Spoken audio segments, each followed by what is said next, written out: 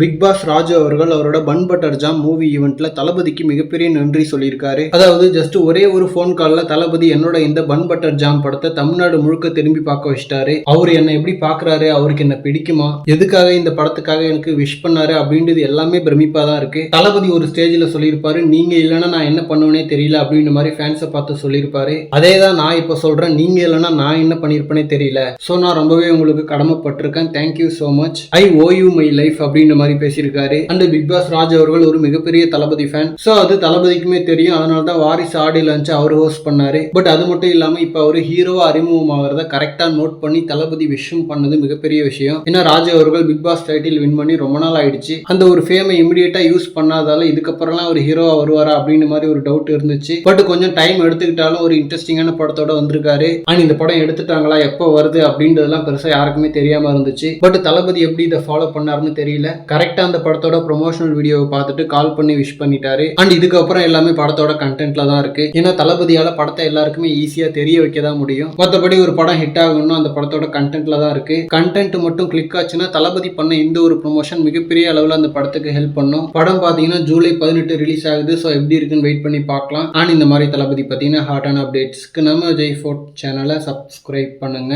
Thank you.